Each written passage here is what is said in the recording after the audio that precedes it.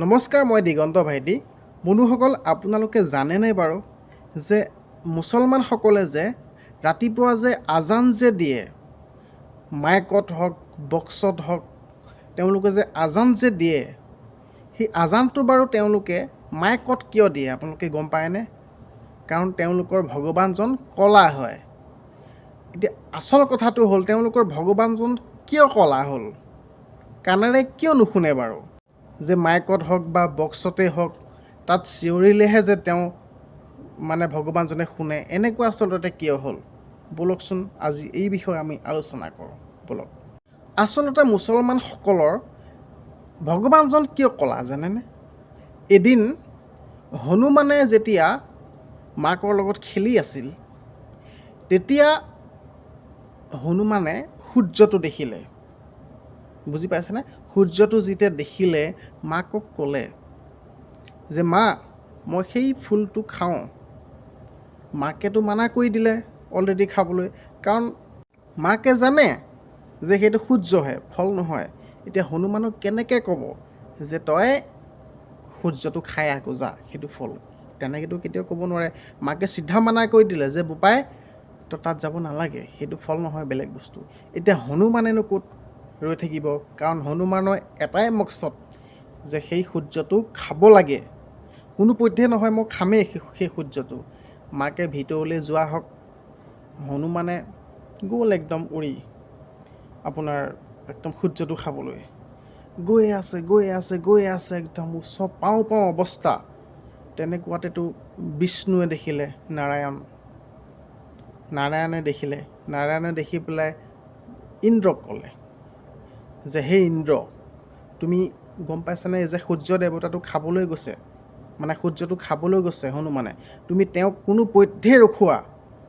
এতিয়া ইন্দ্ৰটো এতিয়া ৰজা, তেওঁ স্বয়ং নাযায়, তেওঁ নিজে নাযায়, তেওঁ পঠালে কাক? আল্লাক পঠালে।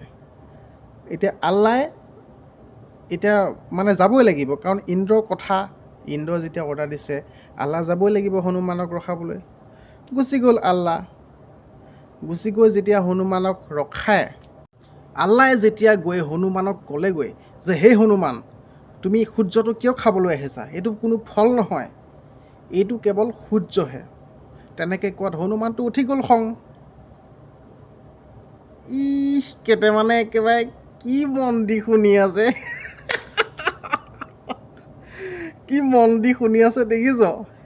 হেৰৌ আল্লাহ বা ভগৱান এজনেই, শ্ৰীকৃষ্ণ এজনেই, আল্লাহ এজনেই, মহাদেৱ ভগৱান এজনেই।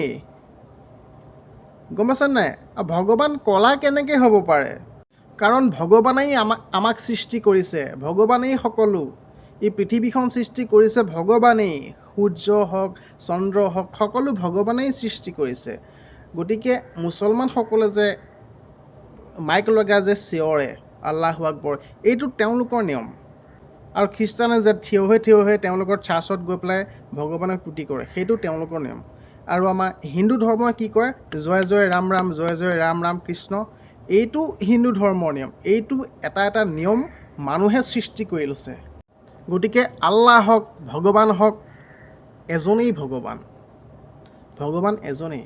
গতিকে সদায় ভগৱানৰ নাম লওক, আৰু ৰাম ৰাম, কৃষ্ণ কৃষ্ণ, আল্লাহৰ নাম লওক, আৰু সদায় যাতে মংগল হওক সকলোৰে ঘৰখন যাতে মংগল হওক, ভাল হওক, তাৰেই কামনা।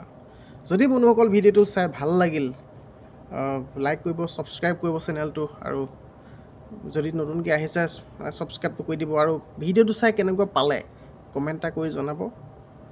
আজিলৈ ইমানেই বন্ধুসকল, নেক্সট ভিডিঅ'ত আকৌ লগ পাম। ধন্যবাদ। জয় আই অসম।